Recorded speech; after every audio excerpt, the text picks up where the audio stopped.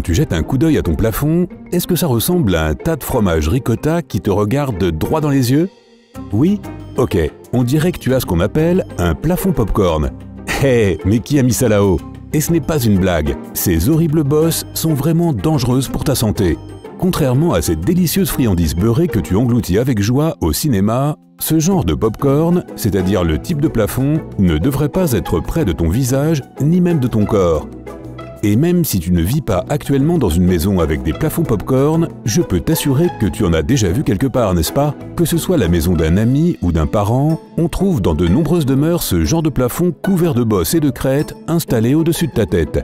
Les plafonds popcorn ont atteint l'apogée de leur popularité dans les années 1930 et ont continué d'être posés jusqu'à la fin des années 1990, ce qui explique pourquoi beaucoup de maisons construites pendant cette période en ont encore de nos jours. Mais en fait, à quoi ça sert? Ce n'est pas comme si la plupart des gens faisaient appel à un architecte d'intérieur avec une demande spécifique pour que leur plafond ressemble à du fromage ricotta. La vérité, c'est que les plafonds popcorn étaient un bon moyen de couvrir des marques ou des surfaces inégales. En gros, ils ont d'abord été pensés pour cacher des imperfections. Ce traitement permettait de pulvériser un matériel épais qui était un moyen économique et rapide de finir les plafonds sans avoir à les lisser. Cette technique était utilisée particulièrement dans les immeubles d'habitation car on pensait que ce type de plafond étouffait mieux le son, à la différence des finitions lisses et moins bosselées.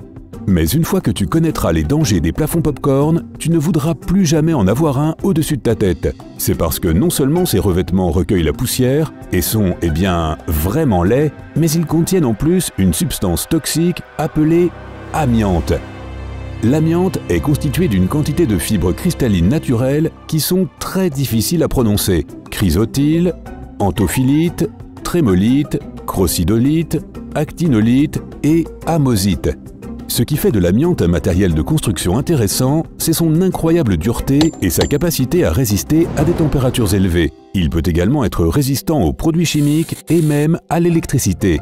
Et oui, je déteste te dire cela, mais tu peux très certainement trouver de l'amiante cachée partout dans ta maison, pas seulement dans tes plafonds. C'est vrai, ce dangereux matériel peut se loger dans l'isolation de tes murs et de ton grenier, dans les carreaux de vinyle du sol de ta cuisine ou même dans le revêtement extérieur de ta maison. Donc, à moins que tu vives dans une maison relativement neuve ou rénovée, il y a de fortes chances qu'il y ait de l'amiante à proximité. Et quand on parle du danger qu'il représente, sache que l'amiante peut faire des ravages sur ton corps lorsque tu le respires. Ainsi, si toi ou un professionnel tentait d'enlever un plafond popcorn par exemple, il faut absolument porter un équipement de protection pour couvrir les yeux, le nez et la bouche. En effet, lorsqu'elles sont endommagées, les fibres qui composent ce matériel peuvent se casser en de minuscules fragments microscopiques et peuvent être aspirés par le nez et partir directement dans les poumons. Selon WebMD, l'inhalation de ces fibres sur une longue période peut augmenter le risque de développer une maladie pulmonaire, un mésothéliome et l'amiantose. Oui, il a même sa propre maladie qui porte son nom. Lorsqu'une personne respire ces particules, elle a des difficultés à les décomposer et le corps ne peut pas s'en débarrasser facilement. Elles peuvent abîmer les tissus pulmonaires, causer des cicatrices et même endommager tes cellules. Mais si l'amiante est si mauvais pour notre santé, pourquoi certains pays l'utilisent-ils encore dans nos maisons, bureaux et autres bâtiments? C'est une question légitime, non? C'est un peu difficile à croire, mais les États-Unis sont l'un des rares pays développés à ne pas encore avoir interdit l'utilisation de ce matériel. Aux États-Unis, on peut encore trouver ces produits dans les matériaux ignifuges et les toits et dans d'autres endroits. En France, l'amiante est interdite depuis 1997. Dans d'autres pays, des réglementations ont été mises en place pour empêcher plus de dégâts. Dans les années 1970, l'Occupational Safety and Health Administration, OSHA, et l'Environmental Protection Agency, EPA des États-Unis, ont commencé à prendre des mesures pour contrôler l'exposition aux matières toxiques comme l'amiante. Et quelles sont les règles aujourd'hui? En général, l'amiante peut être encore présente dans différents matériaux à condition qu'elle ne représente pas plus d'1% du total. De plus, l'amiante appliquée par pulvérisation ainsi qu'une poignée d'autres produits de construction sont actuellement interdits aux États-Unis selon asbestos.com. Ok, maintenant que tu as vraiment peur des plafonds popcorn, que dois-tu faire si tu en as chez toi aujourd'hui? C'est le moment de faire tes valises et de partir en courant. Non, ne sois pas si dramatique non plus. Tant que ton plafond n'est pas fissuré et que tu n'y touches pas, ta santé ne devrait pas être en danger puisque tu ne respires pas ces particules tous les jours. Cela dit, si tu achètes une maison neuve, tu voudras probablement éviter les plafonds pop-corn juste pour avoir l'esprit tranquille, tu comprends? De plus, en prime, tu n'auras pas à regarder cette horrible chose tous les jours. Mais tu devrais approfondir un peu plus le sujet. Les plafonds pop-corn ne sont pas les seuls matériaux potentiellement dangereux qui se cachent dans ta maison. En voici quelques-uns qu'il faut surveiller de près. Monoxyde de carbone. Ok, eh bien peut-être que ce n'est pas quelque chose sur quoi tu dois garder un œil, mais quand même, le monoxyde de carbone est un gaz extrêmement dangereux qui peut être mortel s'il est inhalé en grande quantité. Les premiers symptômes comprennent des étourdissements et des nausées, un peu comme lorsque tu attrapes la grippe. Mais si une personne s'évanouit à cause de ces symptômes, il est possible qu'elle ne se réveille plus. Selon les centres de contrôle et de prévention des maladies, l'empoisonnement au monoxyde de carbone tue plus de 400 personnes chaque année. Et le plus inquiétant, c'est qu'il est à la fois insipide et inodore. C'est pourquoi ils fabriquent des détecteurs spéciaux de monoxyde de carbone.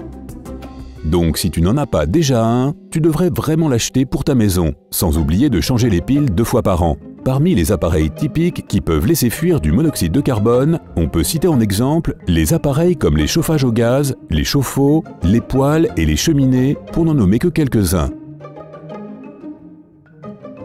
Moisissure.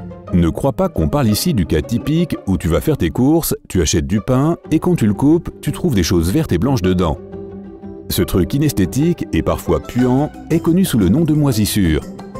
Mais le type de moisissure qui peut te causer de graves lésions corporelles est différent de celui que l'on trouve sur les aliments avariés. La moisissure est en fait un organisme vivant qui prospère dans des environnements où il y a de l'humidité, de l'oxygène et des matières organiques. Ce n'est pas rare de la trouver dans la maison, là où il y a une humidité et de l'eau stagnante, comme par exemple une fuite dans un mur. Les spores de moisissure peuvent se développer à la suite de cette tache humide et peuvent causer de graves problèmes de santé. Et si tu es allergique aux moisissures, prépare-toi à toutes sortes de symptômes comme la congestion des sinus, la toux chronique et l'irritation des yeux. Parfois, les gens vivent avec ces problèmes chroniques et n'ont aucune idée que c'est parce que la moisissure pousse dans des endroits qu'ils ne peuvent pas voir de leurs propres yeux. Si tu en trouves dans ta maison, disons dans la salle de bain, un endroit humide, tu peux utiliser un nettoyant sans ammoniac ou du savon à vaisselle pour l'enlever. Du moins, c'est ce que suggèrent les experts de healthline.com. Assure-toi simplement de protéger ta peau avec des gants, mets une chemise à manches longues et utilise un respirateur pour ne pas en inhaler. Si tu as une zone de moisissure particulièrement étendue, il est préférable d'engager un professionnel pour qu'il vienne s'en occuper de la façon la plus sûre qu'il soit. Laissez ça aux pros, les amis. Pesticides. Bien sûr, quand de méchants petits cafards et fourmis envahissent ta maison, tu veux sortir les grands moyens. Malheureusement, ces pesticides que tu utilises contre eux sont aussi mauvais pour toi.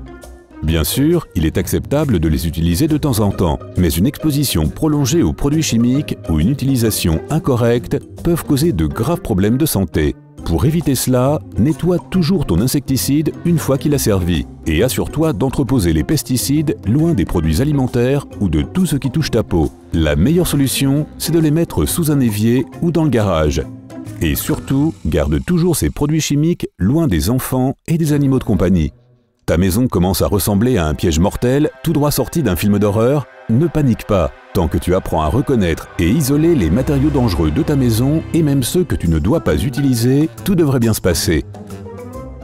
Fais toujours attention à ce qui t'entoure. Si certaines choses te paraissent bizarres ou dégagent une odeur inhabituelle, appelle un professionnel. Il vaut toujours mieux prévenir que guérir. Si tu connais d'autres matières ou produits chimiques dangereux que les gens devraient surveiller dans leur maison, alors partage-les dans les commentaires ci-dessous. N'oublie pas de donner à cette vidéo un j'aime, de la partager avec tes amis et ta famille et de cliquer sur s'abonner pour rester toujours du côté sympa de la vie.